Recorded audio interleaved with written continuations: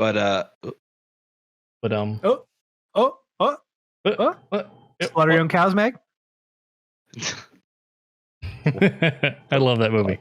I my do too. God. So bad. What you did? Did you see my cows out in the front yard? No. Slaughter your own cows. Oh. I'm happy with my life. I'm happy with the way things are going in my life. I'm happy with Melissa. I know her name. Yes, I'm happy with Melissa.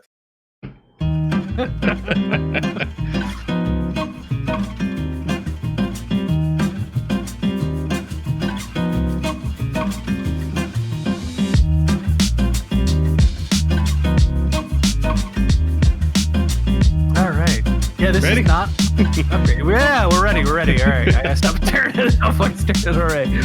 Clink, clang, clang, clink, Clink, clang, clink, clink, clink, clink, clink, clink. Ooh. Clink. Hello and welcome to Strange Happy Hour. I am one of your hosts, Brent the Jesterhead Metcalf. Along to my right, Handsome Jim. And on the left, the dispatcher, Mark Plover.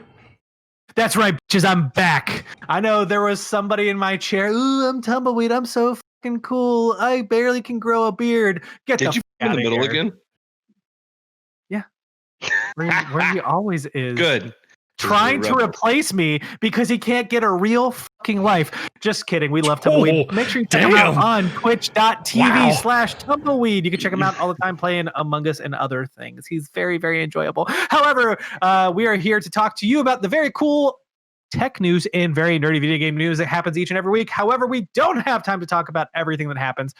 But first, from the top, I do want to point out a news story that happened that is related to our Apple Epic Showdown we've been covering ever since it happened. The judge that was in the middle of this recent hearing has ruled that Apple cannot block Unreal Engine from its store. However, they can continue to block Fortnite. So this makes the most sense.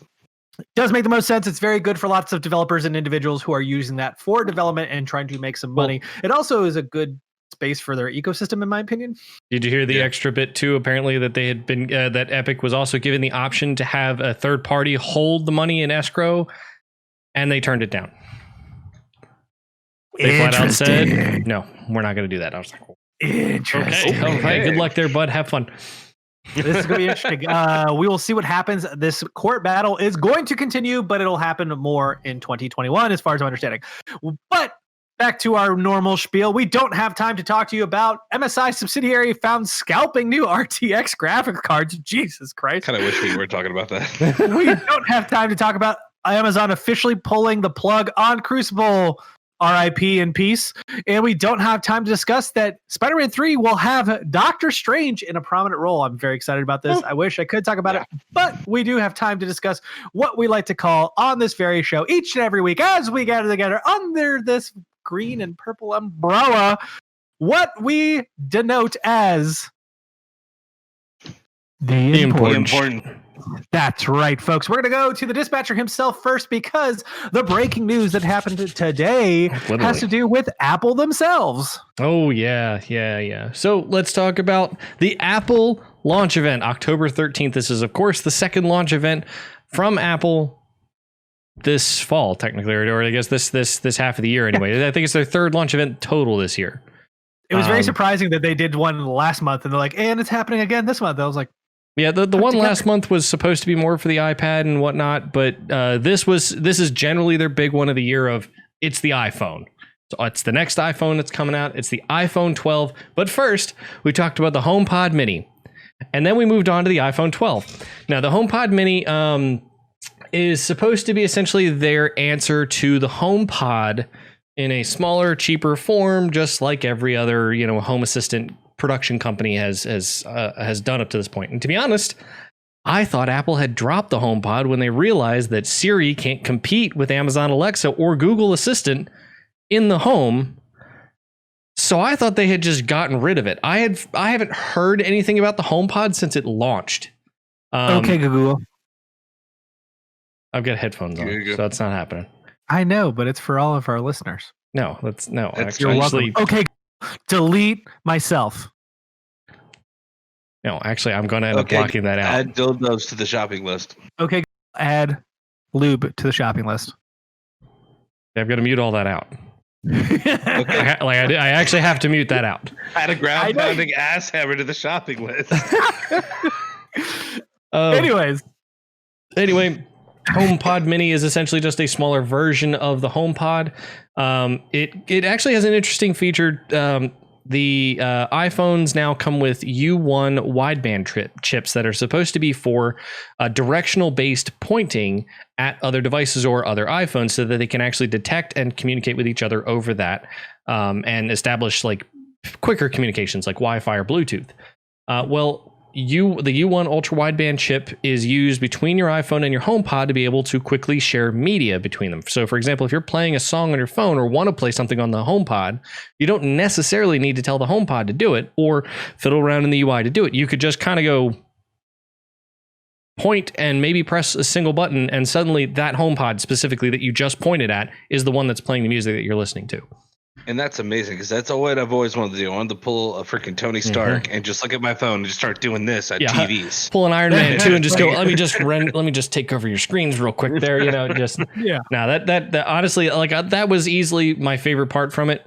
Unfortunately, everything else about Siri and the HomePod and HomeKit are awful. Moving on. Next, we went on to the iPhone 12. The iPhone 12 comes in technically 4, but we'll talk about sort of the baseline first, which is the iPhone 12 and the iPhone 12 mini. From a hardware spec perspective, other than their size, there is no difference between them. They're exactly the same. Pricing is $799 for the base iPhone 12, and the iPhone 12 mini is $699, which is a super reasonable price, I think, for a brand new phone with an A14 Bionic, which is their new flagship processor that's also available in the Pro versions too. The A14 Bionic comes with a 6-core CPU, 4 low power, 2 high power cores, 4-core GPU, and 16-core neural engine, as well as an image processing dedicated section of the chip, which we'll get into with the Pro version because that's generally where they advertised it. But it does seem to be part of the base model. They didn't talk about it really, but it was part of the graphic that they showed at the end of the regular iPhone 12, as well as it's in the CPU graphics, and they run the same processor, the A14 Bionic. So 16-core neural engine. It reminds me of Psychopaths. Like, what is this thing? What is a neural engine? So they're basically machine learning chips. So just like the new RTX graphics cards have dedicated processing cores just to doing machine learning or doing AI, calculations. That's what the neural engine chips are for, because there are more and more things on mobile in particular also that are moving to AI and machine learning to make them more efficient. So that sounds pretty neat. Color options going to be black, white, red, green, and blue. The green is more of like Dylan described it. Green. Yeah, Dylan described it more as a green tea kind of vibe. Not the tea itself anyway, but sort of that like light green you associate. It is. I would say a mint green. They had that with the iPod Mini back in the day. Yeah. Or I think it was the Mini. The green. I mean, honestly, I saw the green and I was like, man. This actually might make me shift over. That blue is hot. The blue does look good. It really does. It is super deep, super bright.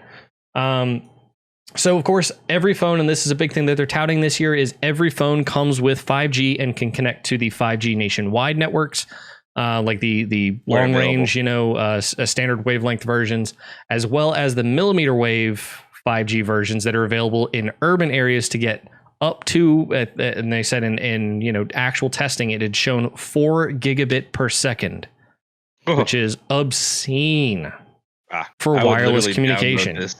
Now, millimeter wave, if you watch any of the videos on it, or what 5G millimeter wave is you have to be line of sight to the tower to be able to do it, which is why they're generally placed on top of street poles or are on top of light poles or somewhere, close to ground level to be able to communicate directly with people like that.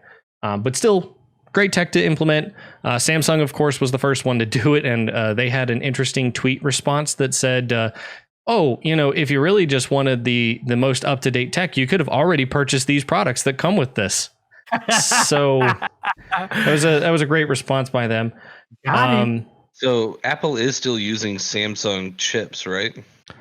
Yes and no. So Samsung has some hand in some of the hardware that's used inside the iPhones, like the OLED screens, for example, are generally sourced from Samsung. They do have some other chips and whatnot that come in there, but the processors themselves, like the big central processing units on the phones that implement 5G and the antennas and everything like that, that's all done in-house. Designed by Apple, probably built by somebody else, but I don't know.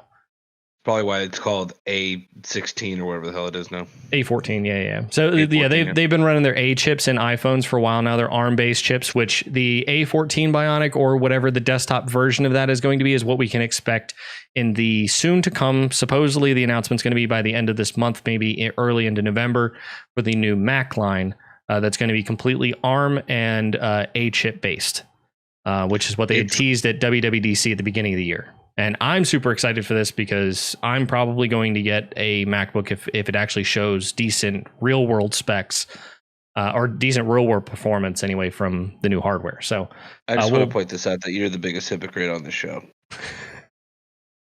You have become an Apple fanboy and you vehemently did everything you absolutely could to tell Dylan he was wrong about Apple. And here you are buying complete Apple shit. I'm gonna start. Get you a tattoo with Apple on your butt cheek or something. No. John's. I'll say John is half right. I've always been against Apple, but I never really knew anything deep about it because I'd never owned one. Oh, so it's a theological thing then, like something or philosophical, I guess. More or less. You got to be a part of it. You got to. It's all about the religion. Yeah. Oh God, no.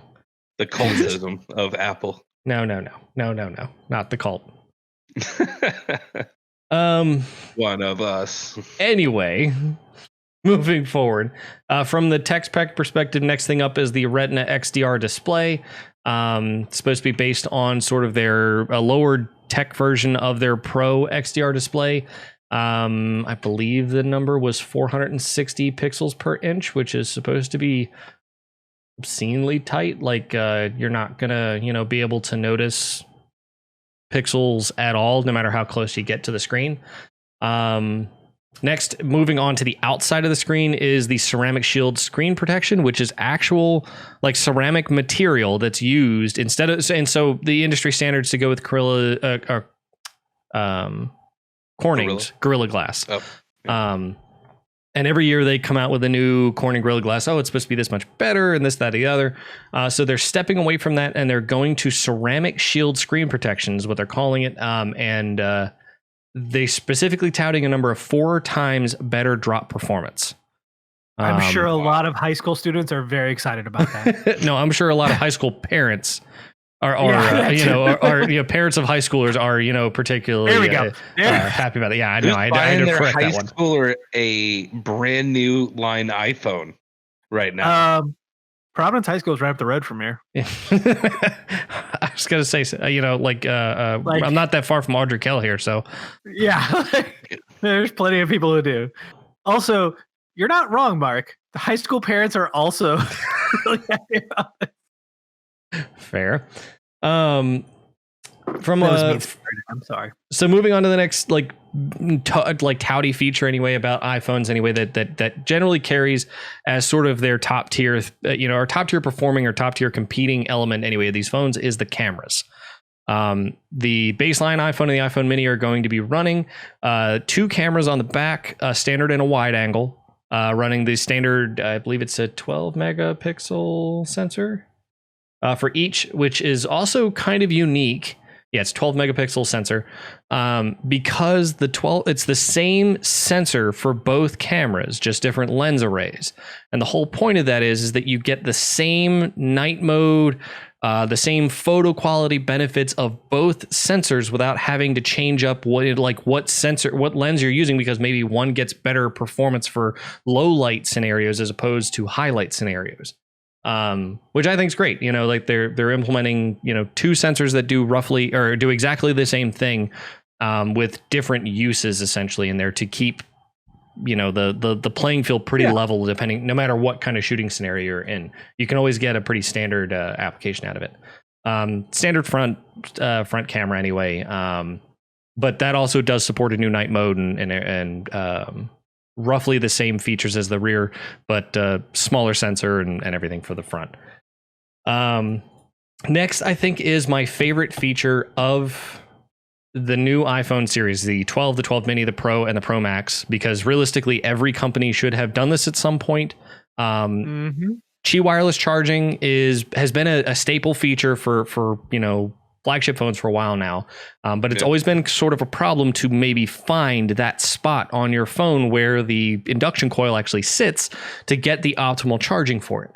So now Apple built in sort of a magnet system and a set of rings for NFC, the induction charging loop and whatnot around a magnet system, so that whenever you want to charge your phone, you use a new Qi wireless MagSafe specific charger from Apple. It clicks to the magnet on the back of your phone and perfectly centers it every time. Nice. Oh, interesting. That is really cool, actually. Now, with that, they've actually decided they're going to go with accessories. So a lot of people like to put a wallet on the back of their phone. So using the same magnet, they have a magnetic click wallet that'll click back there. Good on them. I think that's a super neat idea. Like that's really something that a lot of other manufacturers should probably look at, because like aligning your phone just right to do it is kind of difficult. And it's not practical from a hardware perspective to just put like 2 or more induction coils, for example, or a big induction coil on the back of the phone to handle, wireless charging anywhere on the thing. Like from a technical perspective, one, I don't quite know if that can actually be done or not.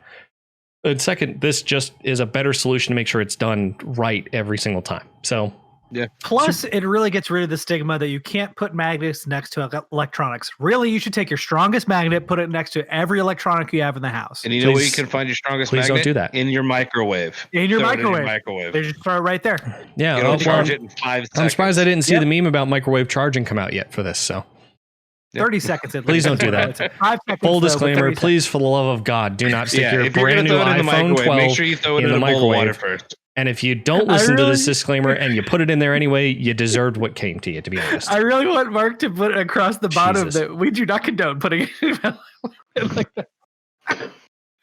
Yeah, if you really want to charge it fast, though, you throw it into one of the pots you put on the stove, throw that in the microwave, too. Yeah, double it. No. With some water. No. It's water. Don't do any of the things that we've just mentioned.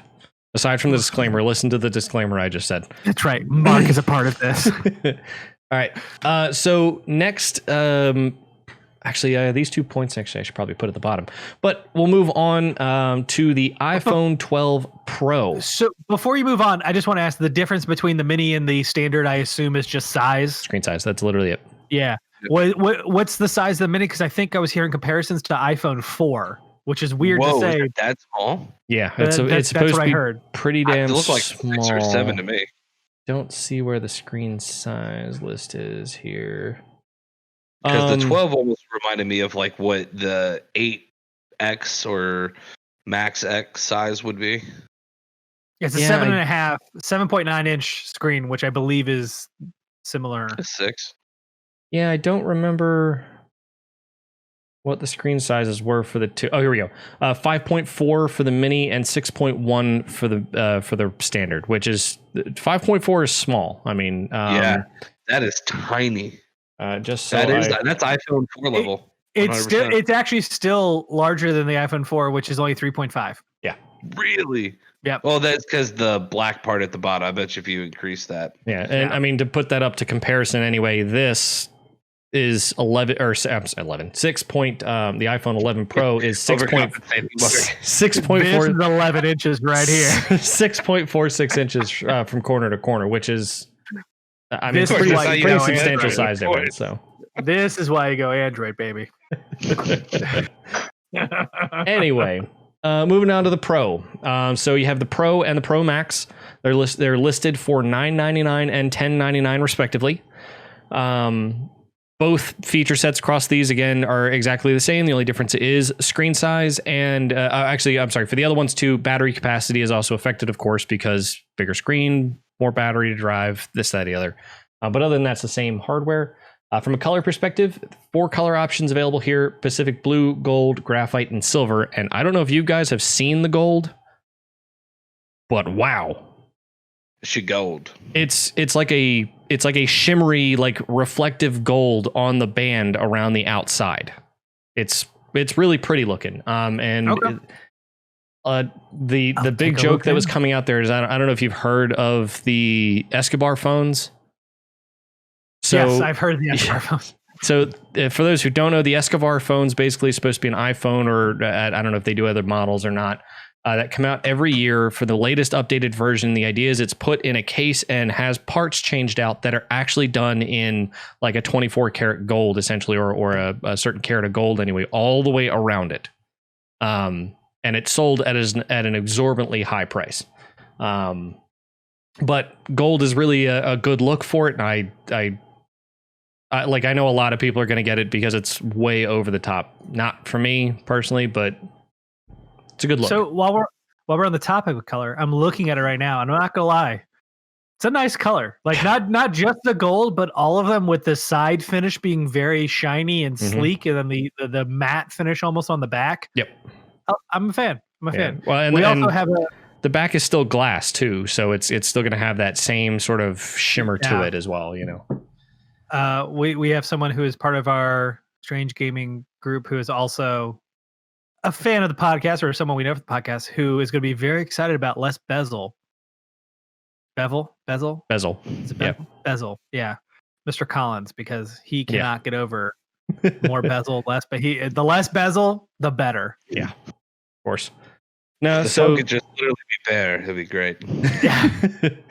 So less bezeling is definitely going to be part of the new 6.7-inch Pro XDR display that's implemented with the base one, and I have to find the screen size for the Max because I didn't see 6.7 is for the Max, 6.1 is for the regular Pro or the standard Pro. So they're both really large screen sizes, of course. From the camera perspective, moving around the back side, of course, there are 3 cameras on the back and a total of 4 cameras, of course. The standard 3 camera array, shaped up just about the same anyway as the one on the back of the iPhone here. That same sort of like right triangle look. The difference being that there is now a LiDAR sensor placed next to them. And I'll get into what the LiDAR sensor is supposed to be for. Those who have seen the existing iPad Pro will have already seen its uses and whatnot from that, but it also adds a new feature in here. As far as photo taking goes, there's a new feature built into this, or into the iPhones now, called Deep Fusion. And Deep Fusion is essentially supposed to be their new super HDR machine learning based image processing that happens real time, which is why there's a whole dedicated piece called the ISP, the integrated something processor, that's on the A14 Bionic, and it's kind of nutty from what it's capable of doing, because from a photo perspective, yeah, that sounds fine. And Apple being able to implement their own new Deep Fusion tech, as well as offer a new RAW version of photos called Apple Pro RAW for people who edit photos. RAW is definitely the way to go to be able to manipulate the photos however you want. Well, Apple's new Pro RAW, specifically for the iPhone 12 and the way that it takes pictures with the Deep Fusion machine learning tech, basically keeps all of that built-in HDR functionality without you having to take multiple stops of dynamic range at once, but give you the ability to edit it like a raw photo. So you keep all of the... What's that? No. There's nothing like Deep Fusion when you're Pro RAW. Yeah, exactly. It's a little nutty, but it works. Yep, exactly. No, but you get to edit them like raw photos, like you would as a photographer normally would, coming from a Canon or a Sony camera. But you get to keep all of the functionality, as if you were in the black light room with the red lights, and you're just like sifting it into the fluid, right? Okay, we should move on. Anyway. So probably the biggest drop that they had from the camera perspective for these for the Pro line of phones is the 10-bit HDR video recording at 4K 60 with Dolby Vision HDR in real time. So part of that ISP chip, okay, first off, you don't record 10-bit HDR on a camera without spending a ton of money to get a really nice video camera from Sony or from Blackmagic or something like that to get 10-bit color and 4K, especially at 60 frames, with and let alone like having Dolby Vision HDR implemented. Like that's just not something you get on the fly like that. So the fact that they're cramming it into something that's smaller and thinner than the iPhone 11 Pro Max right now is insane. Bigfoot beware. We were sort of joking on the call or on the little group chat that we had while we were watching the event. Why would you buy a digital camera or a video camera at this point? Buy a case that does lens covers, whatever, for the iPhone and expand your lens range, and suddenly you've got the best shooting photo and video device available on the market for much less than you'd actually buy a photo or video camera. And it's all compact. Right. And it's a phone all in one, you know, like you still have all the other features that come with it. There is just no reason otherwise. What's the storage amount with these? What's that? What's the storage? You can go 128, 256, or 512, I think, on the pros. Okay. Like you can make sure it's you can dig pretty. You can get pretty ridiculous storage with it. Honestly, 512, I don't feel like it's that ridiculous because nowadays they got SD cards that go up to a terabyte. Yeah. That you could use with Android phone. And it's not even so much the availability of other storage that's out there. It's also the fact that the size of the photos and videos that we take now are much larger. I mean, recording a 10-bit HDR 4K 60 frame video is going to eat up the video sizes anyway. Like to put it in perspective anyway, each of the video files that we record here of 1080p 30 frames a second for this podcast over the course of about an hour and a half, 2.5 hours depending on how long it takes certain people to join us, and that sometimes those files can push like 2 gigabytes. Well, now multiply that by 4 for 4K, multiply that by 2 for double the frame rate, and then multiply it by another, I don't know, I'll just pull it out of my ass and say 2 to 3 times on top of that to account for the fact that you're now recording in 10-bit color and you're recording HDR. Like the sizes that you're going to use for this, if you want to record any kind of like long video, short form, like short clip, long assembly kind of, videos, or even long form content, is going to get obscene. So having the large storage is definitely worth it now. Well, yeah, Apple's definitely going to be cashing in on the storage. Well, yeah. I mean, bigger videos, bigger photos means more iCloud storage. You don't have to. Google Photos will let you store all of that. I will say store high quality versions for free, or give you more storage for cheaper to store all of it in the original format. So I would definitely recommend that. Happening here soon enough. Anyway, so the last bit I wanted to mention about the iPhone 12 Pro series in particular is the LiDAR scanner. So the the last iPad Pro that came out came with a LiDAR scanner on the back of it, and it was purely for business purposes. And the idea was, you could have apps that would scan rooms and allow you to do placements and layouts, and even doing some like light survey of a small area, that kind of thing. Like there were a lot of app features in AR, that kind of thing that would be particularly useful here. And Pokemon Go does this a lot, where you can take pictures with your Pokemon in the room you're in, so you can just have them just chilling. Yep, great. And then LiDAR would be able to know how big it is and put them life size inside the room for you. Look at that. See, I do want that because I want my Lugia to be. Every time I hear that name, I just think. Anyway, so the one feature from the iPad Pro that I said was straight up missing with the LiDAR sensor was autofocus. Autofocus has been done with lasers before, like coming off the camera to determine based on the center point of where you're pointing the camera, like how far it should autofocus on. Well, with a LiDAR sensor, that goes out in every direction and can read back full image data or full data about the 3-dimensional space to determine what the autofocus length should be and snap there in almost a second as soon as you tap it. Well, now that's part of this. So the LiDAR scanner is coming on the back of the iPhone Pros, which, of course, for professionals who use that kind of thing for surveying, for room scanning, for AR, whatever, that's definitely going to be useful. For photo or photography people, of course, the LiDAR-based autofocus is going to be very, very quick and snappy. So the last points I wanted to make here, the first bit is sort of a reiteration of what we heard at WWDC, as well as the iPhone and Apple Watch announcement, is that Apple wants to go completely carbon neutral by 2030.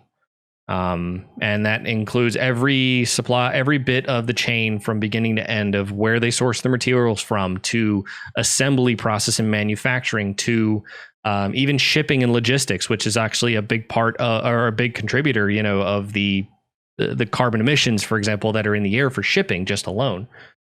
So one of the big steps that they're taking in this direction, and there's a lot of mixed feelings about it anyway, from a market perspective or from an analysis perspective, is that they're no longer including the power adapter in the box. Yeah, this was a weird one to me. Yeah, so it's half and half. I know they did it because they talked about going carbon neutral, but I also think it was strictly to lower cost. So the price of the phone has not changed. It's still well over $1,000. It's still $1,100 for the top tier phone if you want to get it, or the starting price of the top tier phone, rather, I should say. To be fair, the power adapter is not as much of a cost there realistically.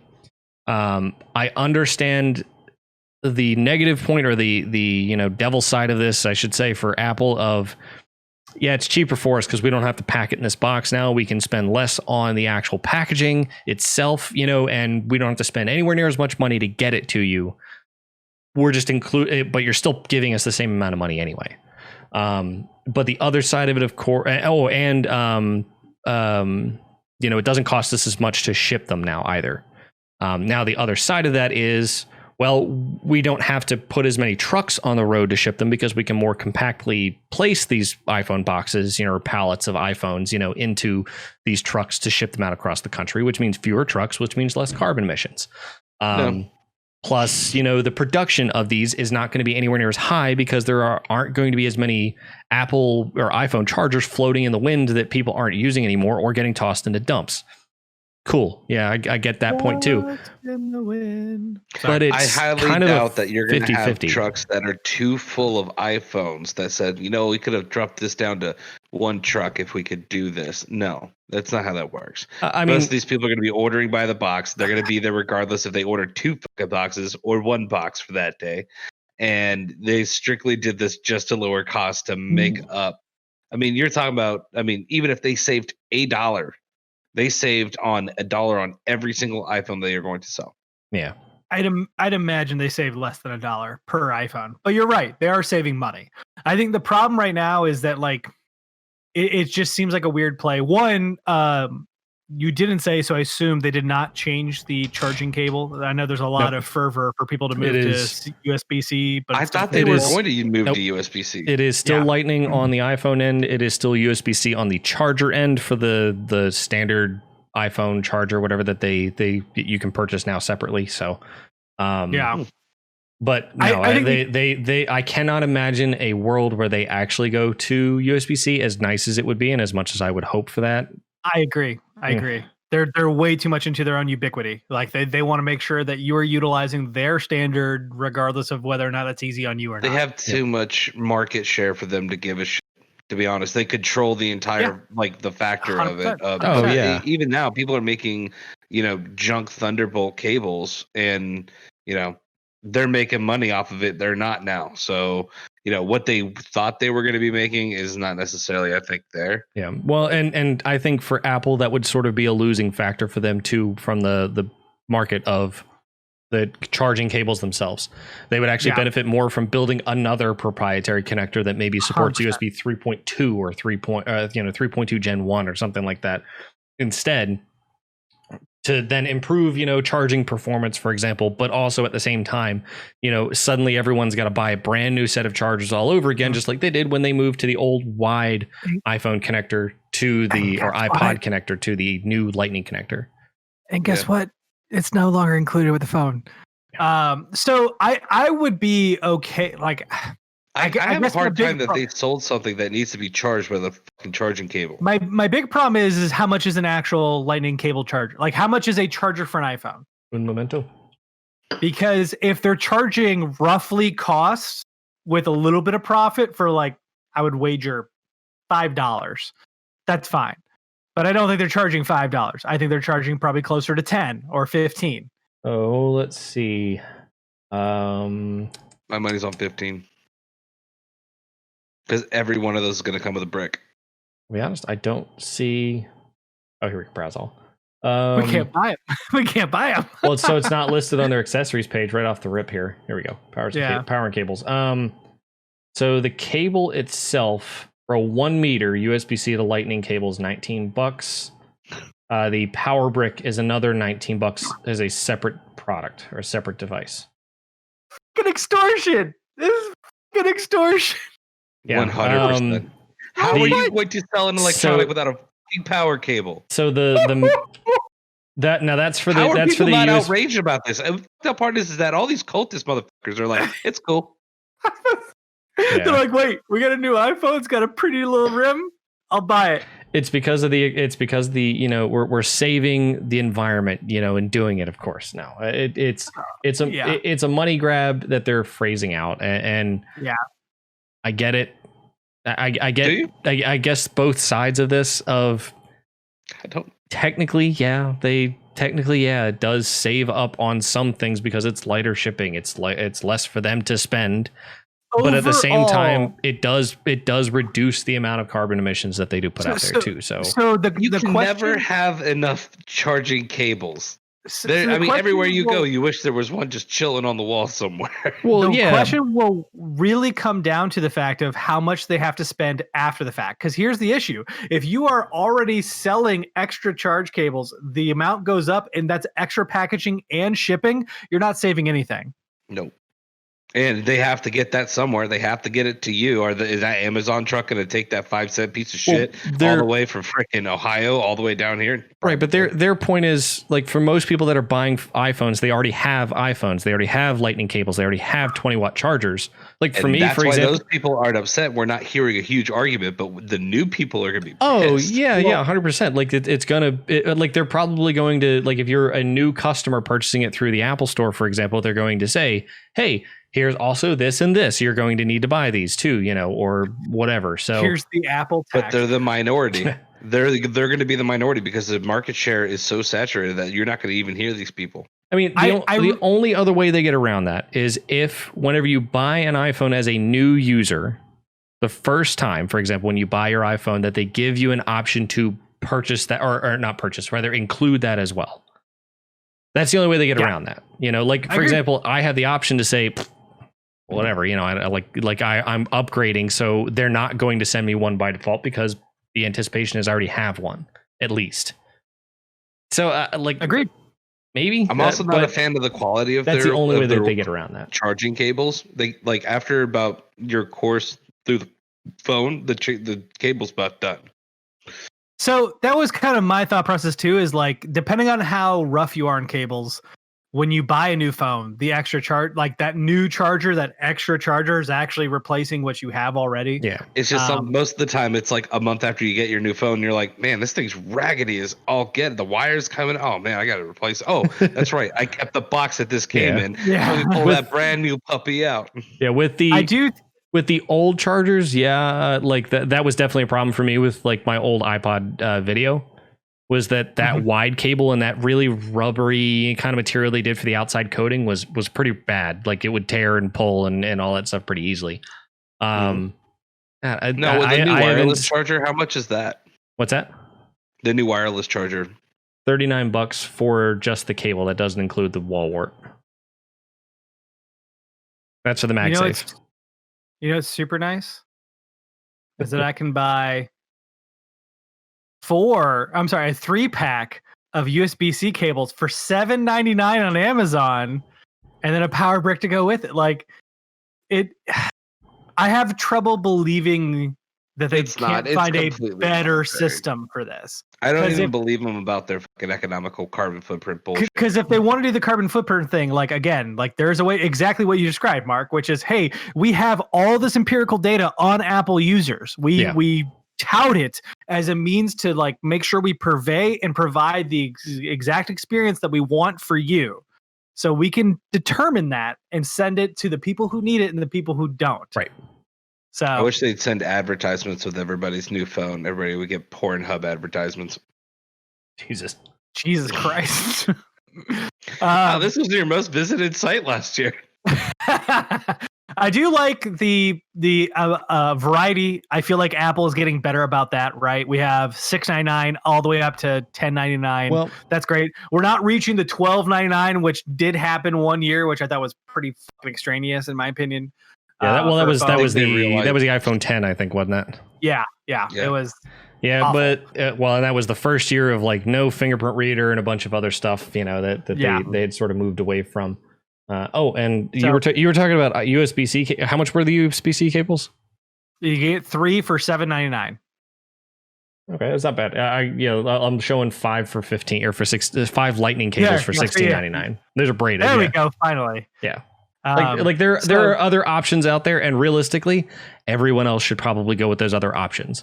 100%. Unless you're going with a MagSafe, like there's really no other option at this point for that. Yeah.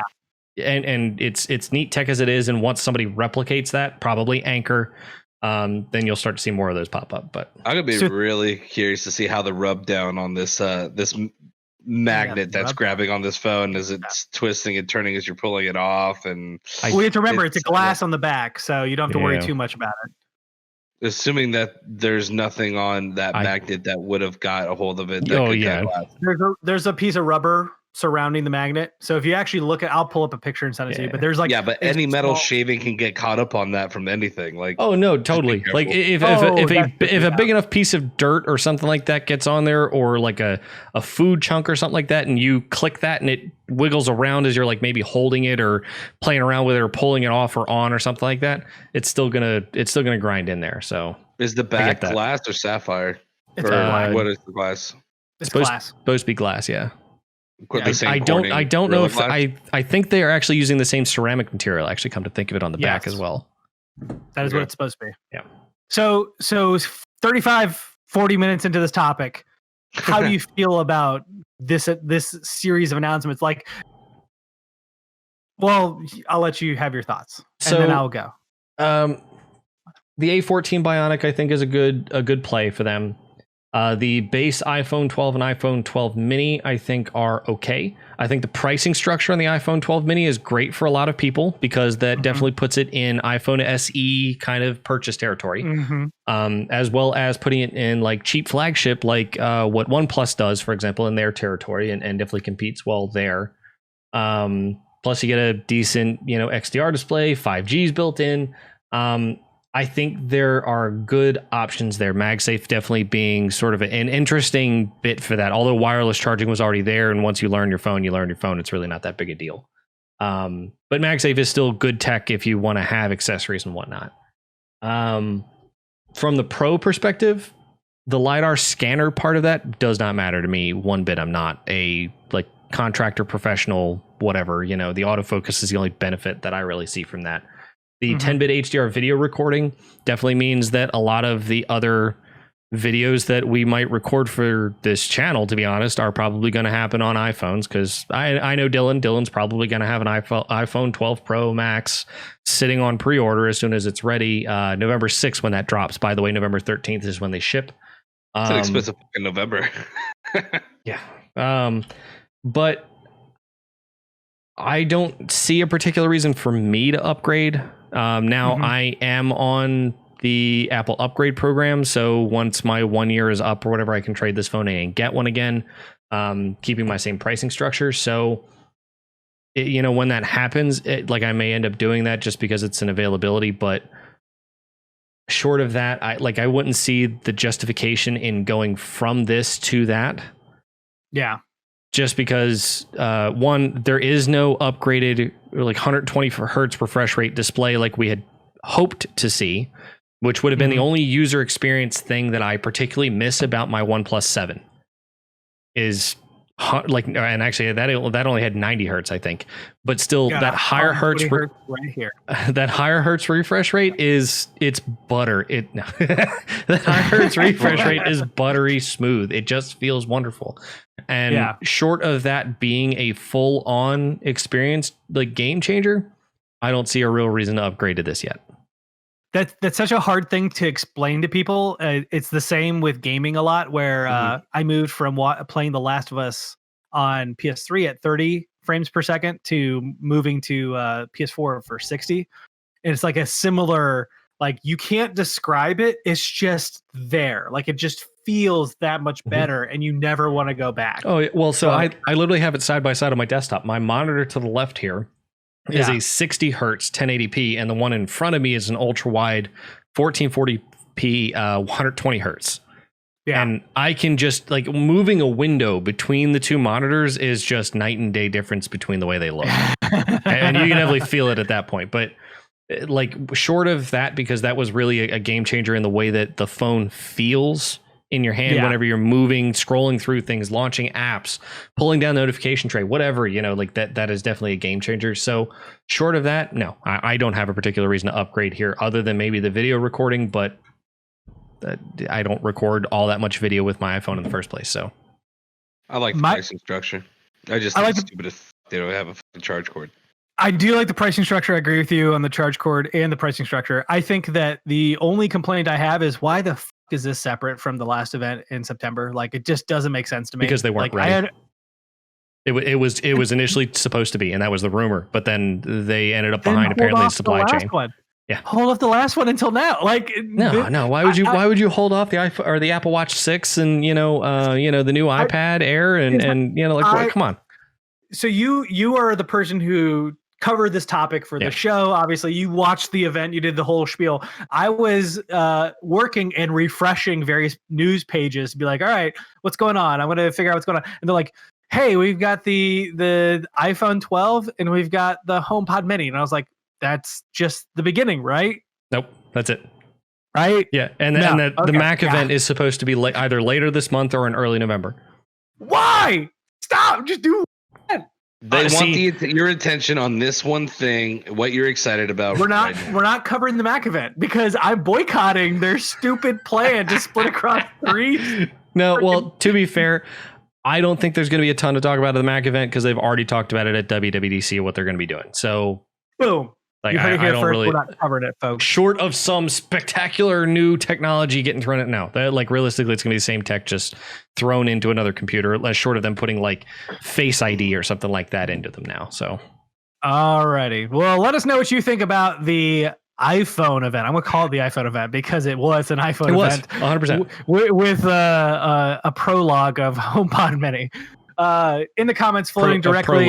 A prologue. Sorry. Whoa. Prolapse.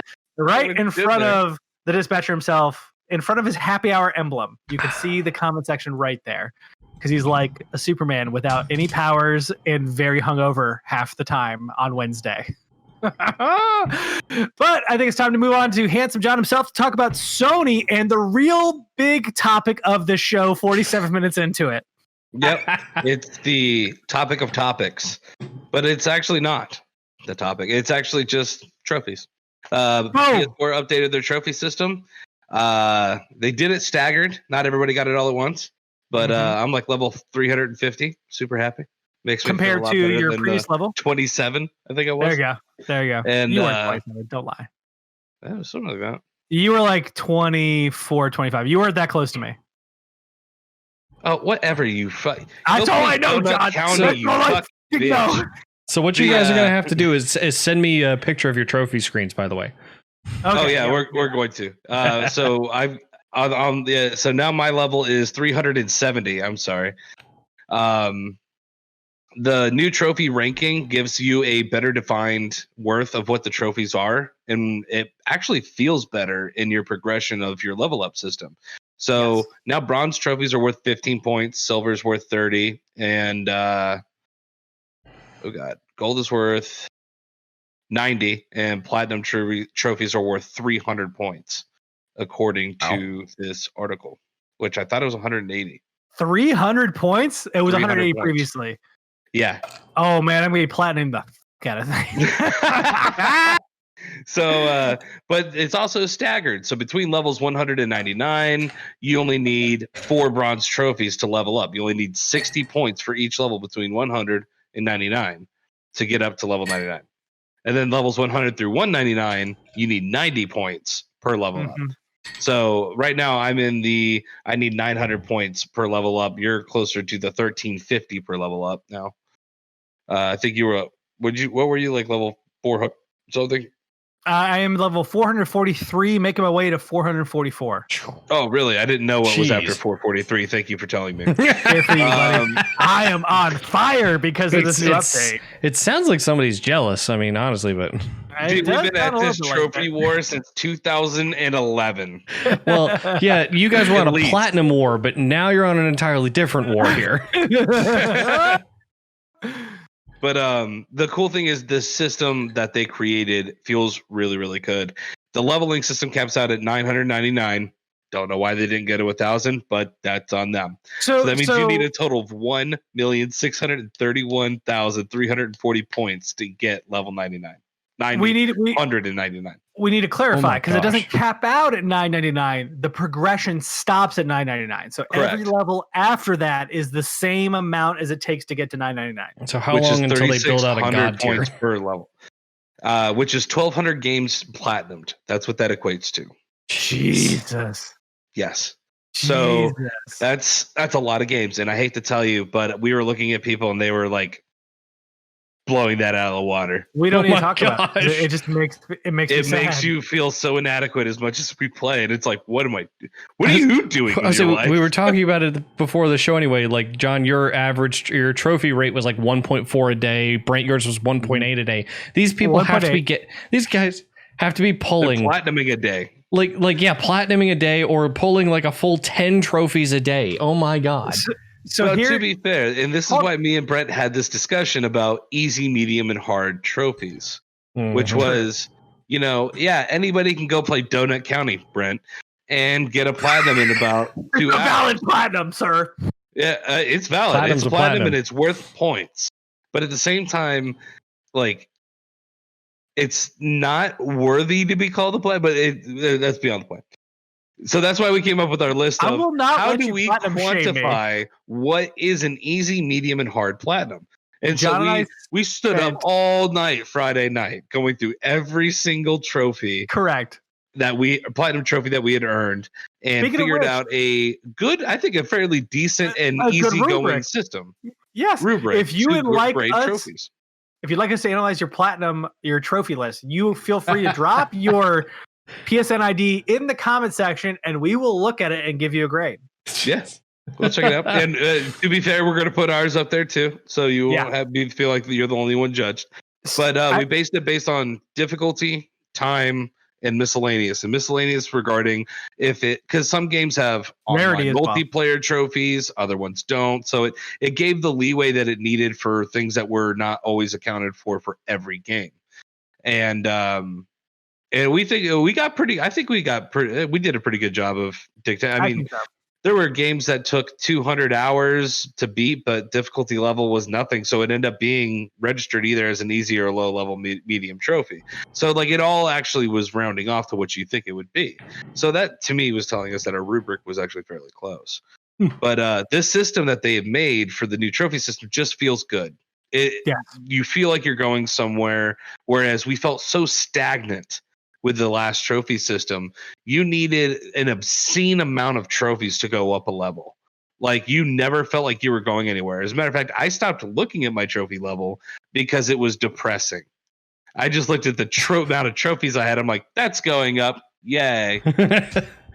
I mean, like, I thought it was funny because beforehand, first off, I didn't even know there was a trophy level system. because you guys had never mentioned it before, and I don't play on PlayStation. Like, you guys had never talked about that before, so I was always thinking, oh, you guys are just in a race and it just counts how many trophies you have, and that's just sort of like a badge you can wear at a certain point there. I didn't realize there was a level system before that, so I was like, oh, well, this is new. This sounds this was already here and it was awful. Okay, all right, got it. Yeah. So don't get me wrong. There are trophies that we have played that are well within the easy realm. Brent's played a lot more than me. But at the same time, that's not true. According to our list, if you extrapolate in ratio to easy to hard trophies, Brent takes the cake. No, that's not true. If you actually extrapolate the list, we would actually be close to even. That's true. Well, I mean, you are also at 90 trophies too, so that's fair. So that's what I was going to point out is that John is at 62 platinums. I have 92. Yeah. Wow. 92? Now, to be fair, he has also had a year and a half ahead of me, and he is also platinumed stupid ass trophies. Don't get mad not just don't hit the player, trophies. Hit the game. Yeah, no. That was like my name is Mayo level trophies. You want to be proud of that? It's not my name is Mayo. I know it's not my name is Mayo, but it's that level. I disagree with that statement entirely. Donut County is my name is Mayo. I disagree with that statement entirely. Just spread some. My name is Mayo. You literally tap a button over and over again to get the platinum. That is not Donut County. Okay. They're not the same. You press forward on the stick too? I press forward on the stick quite often. I had to do a lot of things. There's a lot of. How long did you have to play the game? 4 to 6 hours. You're so full of shit. I swear to God. Were you trying to extend it? No. Okay. That's how long it takes.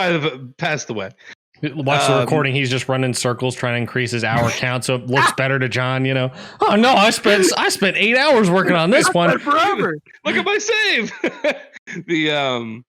But we're also very proud of our hard trophies. Yes. The ones that we know that take the time, that are the difficulty level. Mm-hmm. Granted, if I could do it, I would platinum Devil May Cry.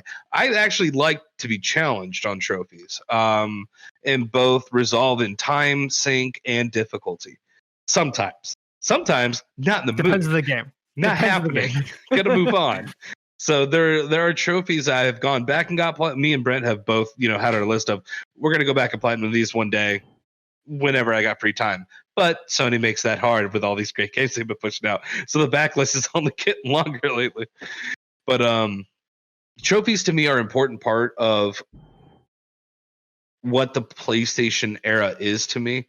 Starting with PS3, I started off with Infamous and got my first platinum when I played Heavy Rain. And that's when Brent walked in the room and goes, "Oh, you like getting trophies?" Okay. Walks out the room and just starts like fucking plowing away, trying to get his money. I can't let John get ahead of me. That's not true at all. You literally helped me platinum the first 3 platinums I have. I know. But and there are platinums that I don't have that I had on a previous PSN that I didn't realize had. Listen, man, they're not connected to your account. They don't count. I know. Darksiders, just gonna put that out there, is one of them. Dante's Inferno did that too. Hey, let me check your list. Are they on there? Nope. Oh, okay. Fuck you. But they should be. And all of my Mirror's Edge trophies. The system in itself is important to people. I think a lot of people who play PlayStation games because it is a drive. It's something else that you can do to help, that the developer themselves can guide you to what they even wanted you to experience or what their experience was. Some of them are absolutely trash level trophies, and they have very little to do with what the developer wanted you to do with the game. So I agree with you, right? Like the one thing I do appreciate about trophies is that it's an external driving force in a game. And a lot of people look at this and frown upon of like, you shouldn't have an external driving force. You should just want to play the game. And I often look at trophies and go, there are things in games I would never think about, but looking at the trophies and going, hey, you should complete all of these things. Yeah. You're right. Maybe I will because that'll get me that other validation, but also I never would have done that beforehand. So cool. Yeah, right. I like that idea. So like I like to use Halo 3 as a good example from like me and Squeezins, my buddy Travis, anyway, whenever we used to play in high school. There were a lot of different setups and changes you could make to the way that you played the campaign of the game or played online anyway to earn achievements in Xbox or for Xbox 360 that I would never have done. Like turning on certain skulls 100%. Whenever you play the Halo 3 campaign, that throws in like the grunt birthday party whenever you headshot a grunt, or like if one person, big head mode, or if somebody in your squad dies, you all reset back to the checkpoint, like that kind of stuff. Like I never would have done those kind of things to challenge myself in this if it wasn't for the achievement to do so. So 100%. I agree wholeheartedly with having a some sort of trophy, achievement, challenge based system, whatever gamification of the game, to really fun. Push the or change the way that you play it. Yeah, I'm a goal-oriented person, and it actually helps me like kind of focus on where I need to go and 100%. What I like to do. And I like to be a completionist. I do. Actually, I feel a little crappy, but according to this website we were looking at, my completion rate is about 49%. But if you look at a lot of higher than me, yeah, like you think about it, a lot of people, they literally will start a game and never even finish it. Yeah, they won't even finish the first chapter, let alone the first 3 out of 10. You know what I mean? So I like to finish games for sure. I do. There are games that I haven't finished that I still do plan on finishing, but it's just one of those things that's always in the back of your mind, and you don't have to do it. Like it doesn't make you more of a gamer, doesn't make you any less of a gamer. It makes you a type of gamer. Yeah. Well, that's it. It's one of those things that, like, you're absolutely right. Like, you don't have to go get a platinum. We know plenty of people. We have tons of people in our friend group who play on PS4 who have very little platinums. Jaeger himself, who is part of this original podcast, who moved away because he's too, tired to actually talk to us anymore. He has 2 platinums on PS4. Like, it's not. One of them's for Vita. Which I love. It's a prestige level for you individually. It is not about a challenge. John and I compete very amicably. We joke a lot. Like, I do know that I have a lot of platinums that are like, okay, I got the platinum. I have my fair share. I play Telltale games too. It's all good. Like, it's just the joke, but it is whatever makes you feel better about your progression and about your own status, right? In your experience. If it betters your experience, 100% do it. If it doesn't, 100%. I'm very happy about the fact that I have 92 platinums. And I love this new trophy setup because I was at level 32. Getting a bronze platinum never moved my level percentage. So it would take 10 or 12 to move me 8%. You would play almost an entire game and it would be like, boop. Yeah, it would move maybe 7%. So I follow this person on Twitter, and I'm using her without her consent. I hope she doesn't mind if she ever finds this. Her name is Smudged Horizon on Twitter. Fantastic. She does a lot of platinuming. She and I have played a lot of similar games, so we go back and forth on Discourse.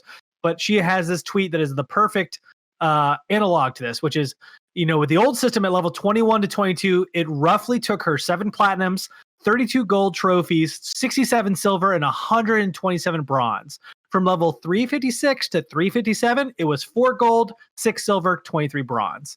And she says it just makes her feel validated. Like, it just makes her feel good that she can watch the numbers climb instead of this incremental kind of grind because she got to level 20. Like it was funny because you look at like someone like, Brianna, for instance, she's growing and she's catching up to me so fast. It is not even, I'm like, oh my God.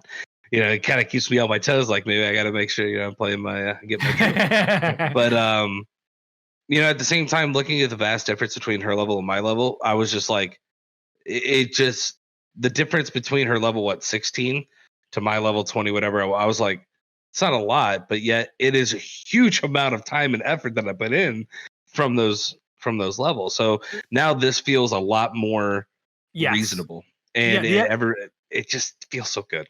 It's exponential growth in a way that is beneficial to the player. Yep. It doesn't make you feel bad for not progressing far enough. My commenter, Smudge Horizon's tweet was, I stopped caring about my trophies until I got 95%. And at the 95%, that's when I was like, oh, I'm close. I'll try. But up until that point, I could care less. Now I watch it and a platinum moves me up percent. I'm like, yeah, all right. Let me play another little more. Just a little more. Let me get one more trophy. I think it's an excellent move, especially moving into PS5. It makes perfect sense for them. Yeah, everything feels fresh. And that is my last point, was like everything going into this PS5 generation seems like they're kind of fixing it. They right before the PS5 generation, they fixed the name changing thing. They introduced this new trophy system. Everything feels different.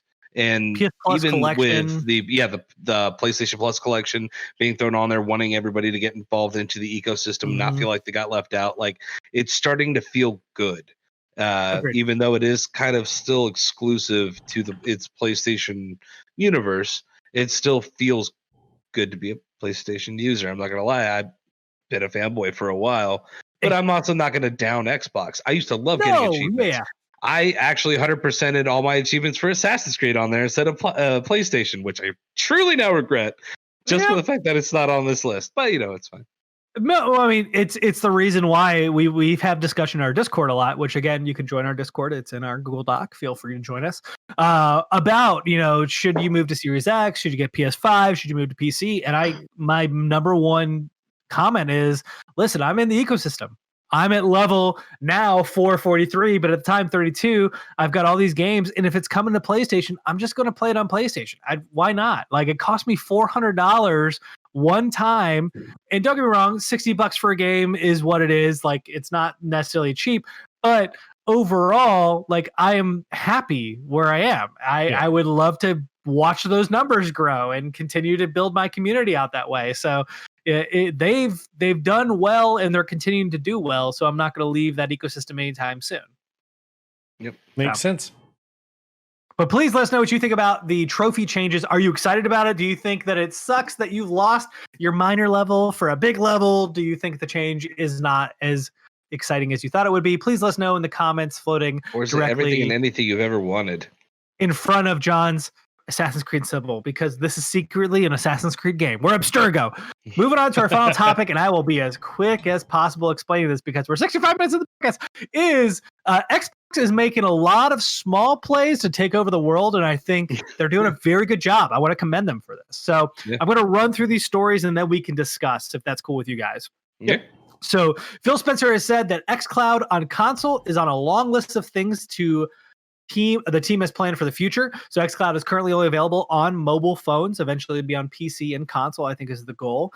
They talked about using xCloud as a way to leverage free game demos in the future, which is something that is evaporated in this past generation. On 360, literally every game released had to have a demo. That did not happen on Xbox One. So I find that interesting. Xbox plans to bring xCloud to iOS via a browser solution, which we all assumed would happen, but they've officially announced that. And Microsoft is giving 360 owners free cloud saves so that they can bring all their saves from their games onto Series X for free.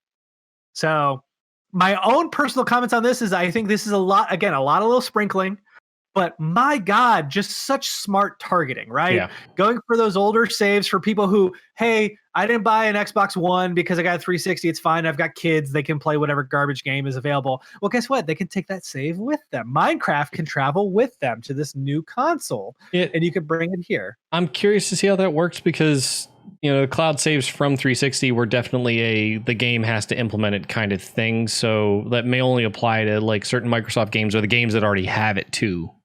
So Microsoft enabled towards the tail end of 360 a cloud save program based on games with gold. If you're part of games with gold, you can put your saves in the cloud.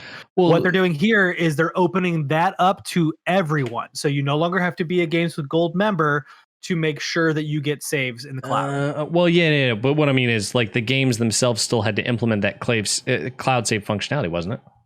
No, they got their own Azure servers where you can just throw your saves up in the cloud, and when you pull it back down on that game on your Series X, because Series X will be backwards compatible with 360, you'll have your save. Okay.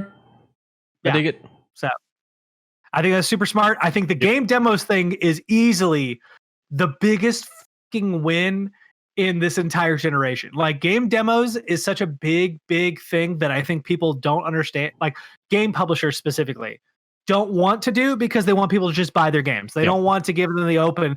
But I truly think, like, right now I have PlayStation Now. There's also Game Pass, right? Like, I use that as a means of a demo system. If you look at my current trophy list, since we were talking about trophies, you will find that I have 3 games that are like 100% in it, and the rest are like 2%, 4%, 2%, 4%, because I tried a bunch of games and they just weren't for me. Like, I'm using that as a means to just try out a bunch of games because I don't want to pay for them. And that's because we don't have a demo system in place. There's betas, which aren't really betas, they are demos, but they're usually only open for that 24-hour period, 3 weeks before the game launches. They're not actually available now. And I honestly don't know the percentage of game demos available on PSN or Xbox Live, but I imagine they're very, very minor. So using this as a means to just entice people to try games and get whatever the hell they want, I think that's super smart. Mm-hmm. Any comments, John? Nope. You've said everything. Yeah. Do you agree with me? Do you disagree? I agree with you. Okay. I said, do you have a comment? You're like, nope. Okay. No, I like the idea of game demos. I've made it well known anyway on the podcast that I'm a hardcore Battlefield fan.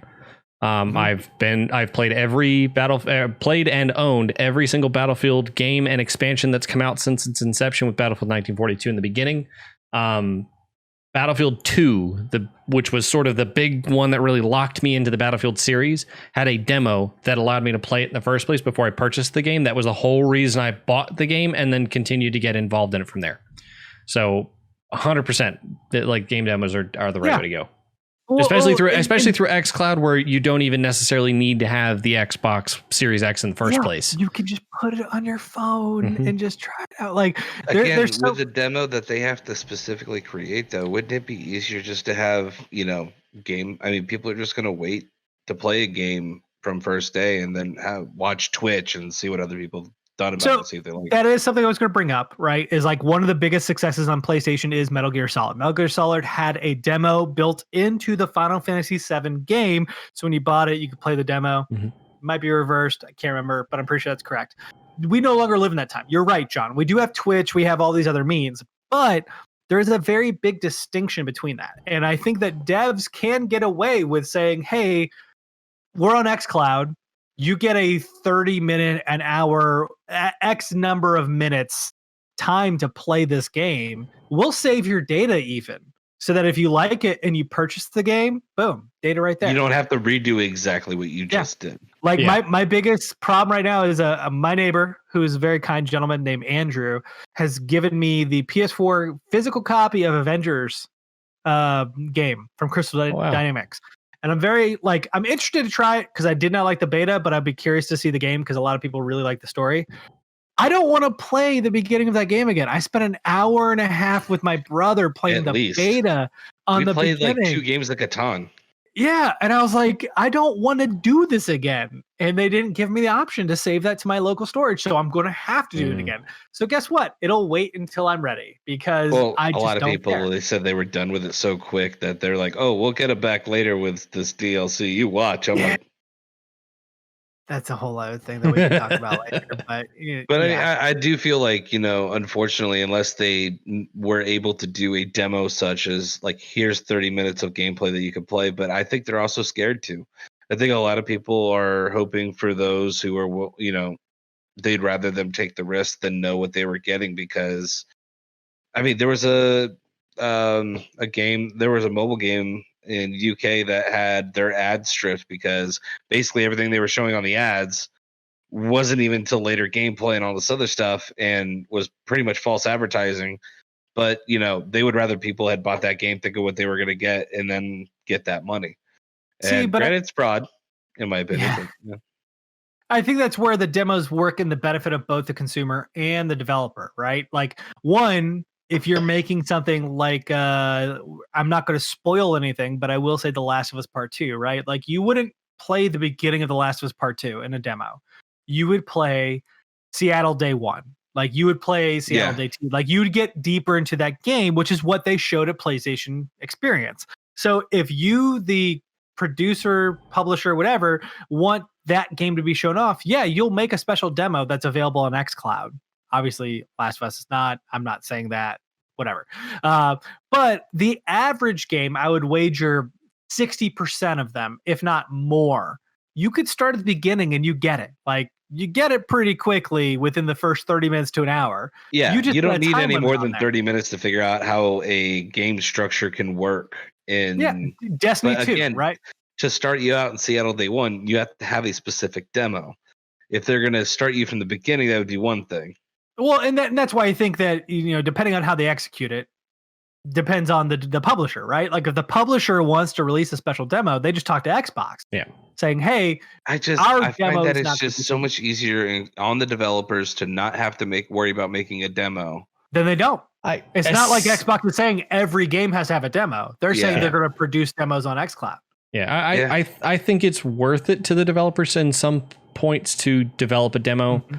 Like especially for some games that may not necessarily be the AAA titles right off the rip. Your double A's, your sort of intermediate titles, for example, could probably benefit from demos for the people who probably only play AAA titles. And let's say they're bored of Call of Duty and Gran Turismo and Last of Us, whatever, that kind of thing for the time being. God of War. Nobody's bored of Last of Us. But Call of Duty. I played through it once, got the platinum, and I haven't picked it up since. But let's say that they're let's say that they're bored of that for the time being. I can remember when I was on 360 anyway, playing in high school on the regulars.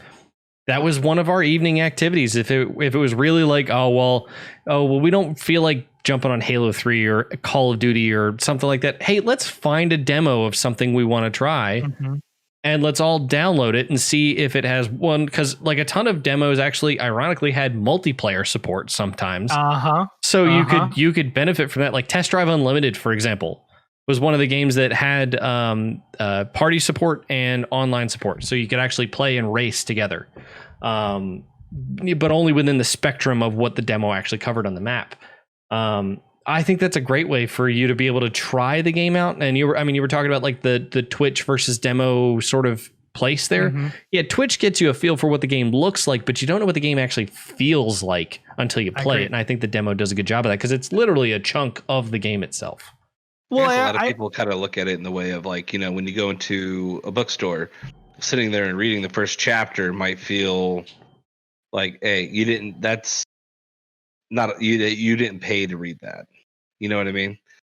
I don't know. It's like you get movie trailers just like we get trailers for the game. And as long as that they're honest and upfront, they should technically be fine with that. Yeah, that's the thought process behind it. It's an interesting space, right? Because one, I think the proliferation of something like Twitch or YouTube as a means to get a feel for games honestly comes from the fact that we don't have game demos today. Like, how do you experience finding a new game? Like, Game Pass is the best way to do so. Honestly, 100%.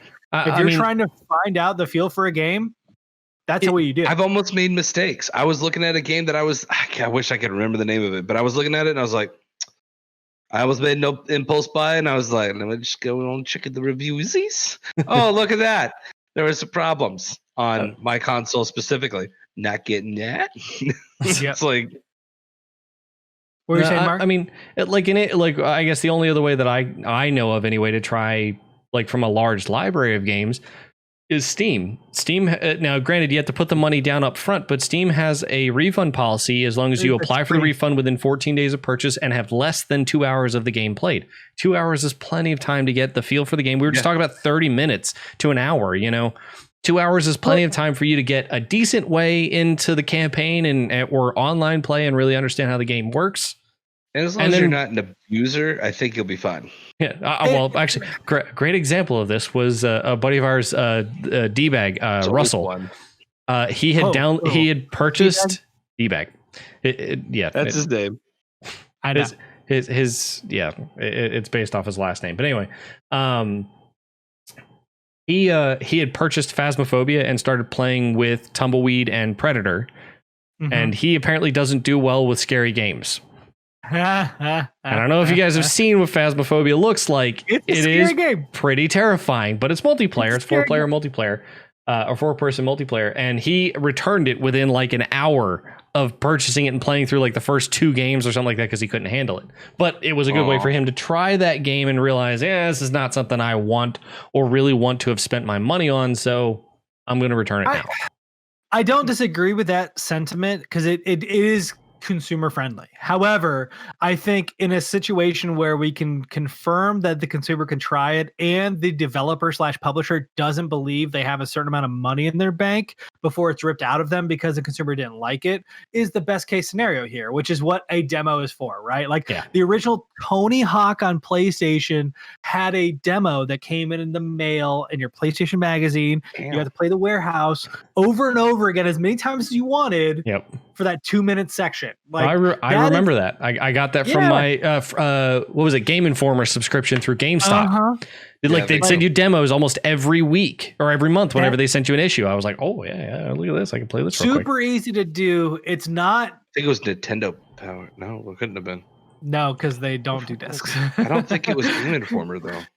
PlayStation Magazine is what I was thinking. But regardless of the mag itself, like the whole point is like demos is something, one, we grew up with, but two, like that is an easy way to transition people into your product if you do it well. Now, a demo can be misleading because it's only a portion of the game that's on the consumer themselves to understand. But if we're talking about the best case scenario where you at least get to try the game out before you buy it, regardless of platform, that's what you need. And so I think this is super smart on Xbox's part because it's something that's been missing for a while. It seems like it's going to be fairly easy for devs to implement because if you already have your game on xCloud, you just literally section off a portion of it, add parameters, whatever the case may be. Like, it seems like a win-win for everyone. There's development work, but it's nowhere near as bad as it probably is made out to be or could look like. I would wager that it's not the same as literally building a vertical slice that is an actual demo. Right. I just want you guys to understand this, that it was in a Nintendo Power magazine for some reason. I don't know what, but yes, it was. What? And a 360 magazine too. See, it's the Tony Hawk Pro Skater demo was in a Nintendo Power magazine. How'd the demo get delivered? I'm just looking at the magazine that it was on. Someone took a picture of the magazine. But did they ship a cartridge with the... Yeah, that's what I'm asking. Like there's the no magazine way or Nintendo platform. Again, how does that even work? I don't know why they did that. Like, did they just... I don't know. It's... All right.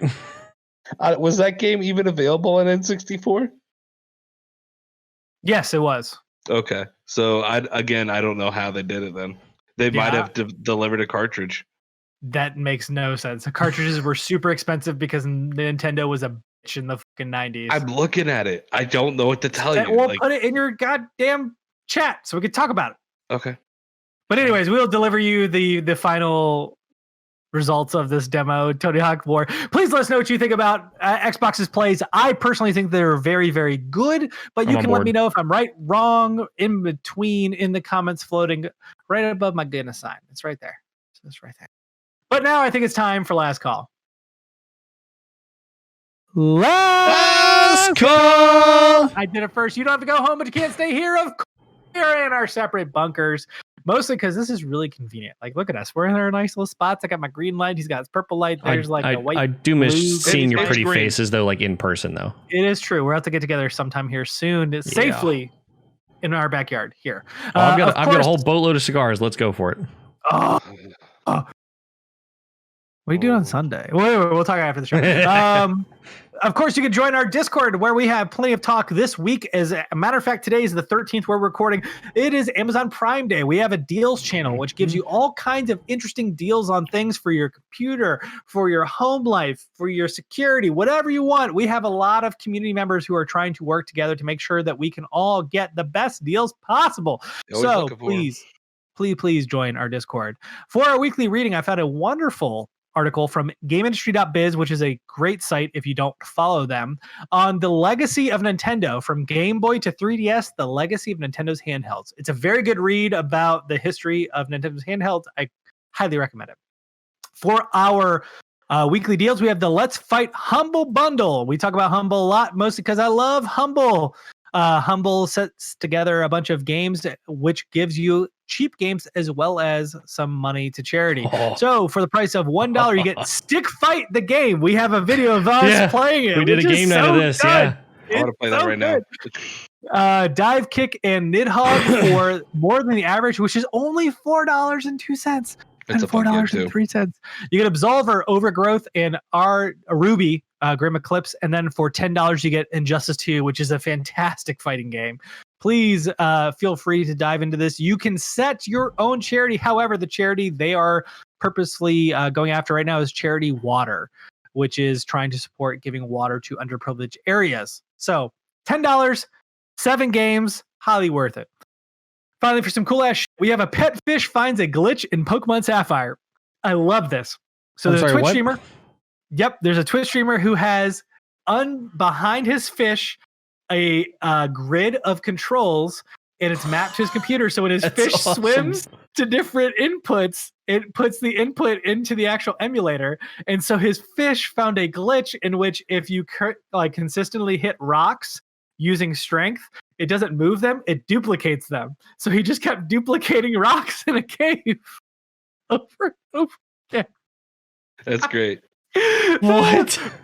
But it is probably the only way you would ever find that glyph. I love it, or that glitch. I love it so much. So that's some glitch for this week. And finally, our question of the week, 85 minutes into the show, is what is the last time you splurged on something that isn't directly related to your hobby, and what is it? And I felt like this is a little bit more challenging to do. So I'm going to go first, right? So the first thing I will say is this actually came in this week. I was surprised by it because I forgot I bought it. But Linkin Park's Hybrid Theory is 20 years old this year. So for the 20th anniversary, they released this really cool collector's edition. And if you don't know, John and I are very big fans of Linkin Park. It's very emotional connection. That's one of the reasons why he and I are such great friends over the years. And so I have right here the 20th anniversary edition of Hybrid Theory. And I'm not going to do like a full unboxing, but I'm just going to showcase why this is a big old box and why it's so freaking cool, if it'll ever come out of its box. Because it came with a bunch of artwork like that. It came with a bunch of posters and also these vinyl records, because I have a vinyl record player I have to get fixed. 3 of them. There's 0. So this is Hybrid Theory, the original demo of the full band, Hybrid Theory, the original album, and Reanimation. That cover still gives me like goosebumps, trips. Right? Like just going back into middle school, I'm like, it only gets better because art book, which is like pages long of shoots and stuff while they're on tour, 7 CDs, including the vinyl I showed you and some live tracks, and I shit you not, a cassette tape. Like this thing is astronomical. Do you have anything to play that in? I do. I bet you Brianna does, huh? I do. Yeah, you better believe my wife does. So it was. Just put it this way: I could still see Brianna for some reason carrying around one of those like huge cassette players on her hip with those Walkman, headphones that barely stick on your ears. Yeah. For everyone to know, we have a VCR in our bedroom. Just in case you're feeling super nostalgic. Yeah, no kidding. This is not a cheap set. Is roughly $200, but it is the money I splurged on something that's not quite my hobby that I just am very happy about. Yeah, I can feel you there.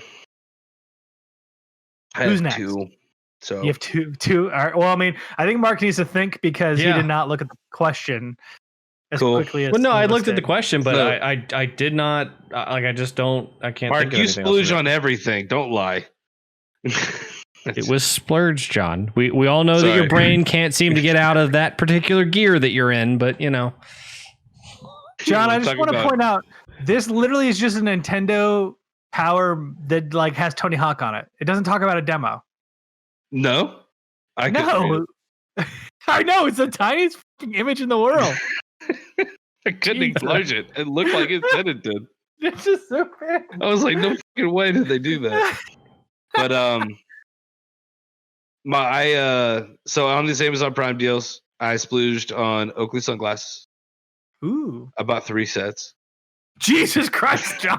Oh my God! Couldn't decide which one I wanted. So I bought all of them.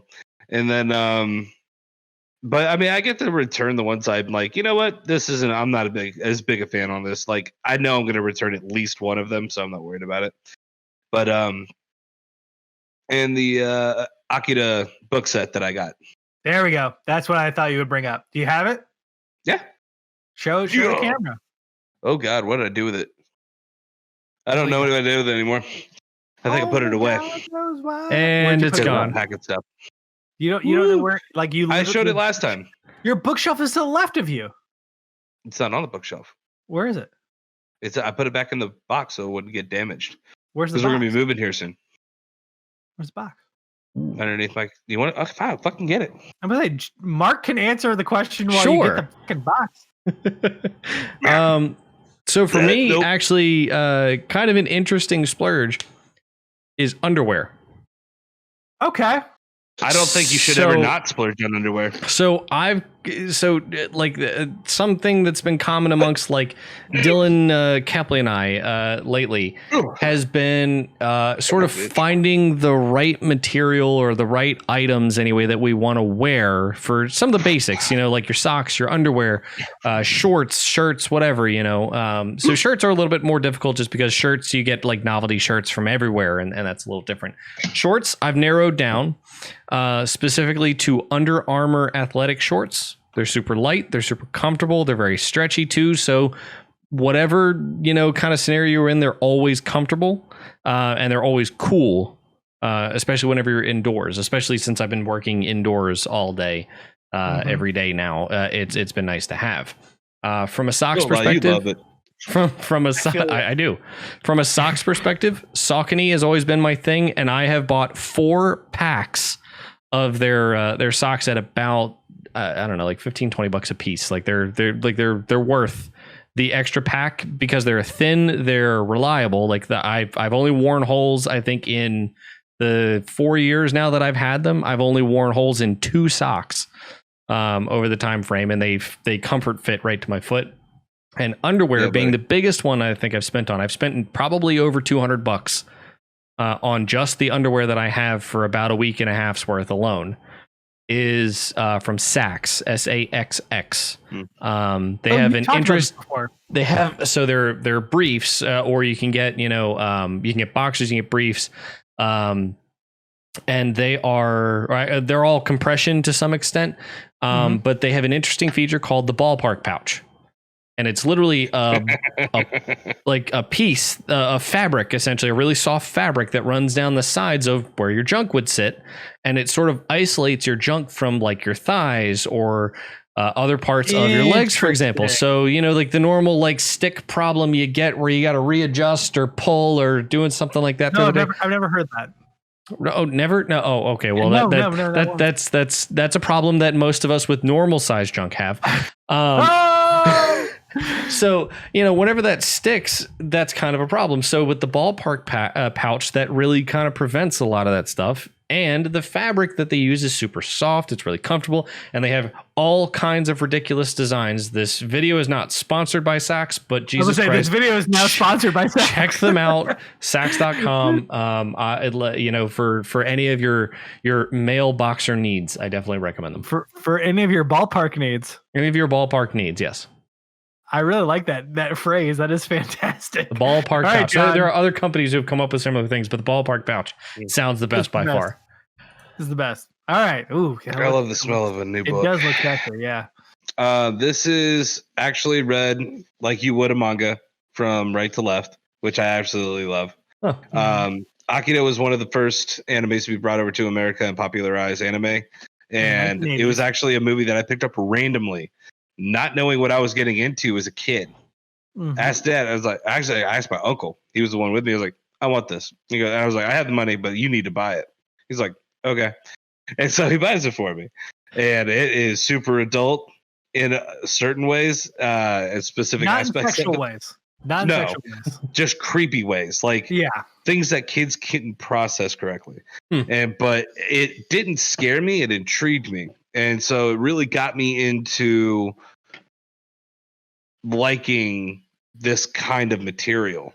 And the artwork, they have artwork on the inside, which is colorized, which is super beautiful. Okay. Also, I'm gonna unfortunately, not colorized everywhere else because that would be freaking ridiculously much more expensive than I paid for. In its original content, it was not inked. So, and also comes with a badge that you see on the back of the jacket from the film. The film, yeah. Which, by the way, I am going to put on something I haven't figured out what yet, but it's going to be something important to me. Good for health, bad for How education. many books are in there? Okay. There are 6 books for the anime, and then there is a 7th book for art and stuff. Cool. Can you give us a shot of the whole thing, or is that possible? Well, this is the whole box. Yeah, sure can. Well, I meant from the open section to see the books. Yeah. It just looks so sexy. As someone, it is. It was a beautiful set, and its presentation is even better. Like, yes, everything about that. And it closes up nicely.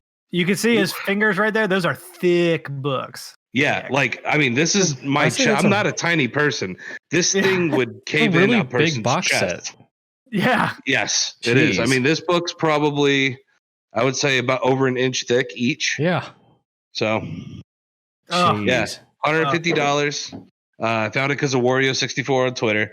I saw that and I was like, nice. Man, I told myself I wouldn't be bought by advertisements and shit. Nope, I was like, hey, you got me. Wario's not an advertisement. That dude is on. He's out there. He's our savior, right? He's out there. I understand that, but he still cost me $150. Yeah.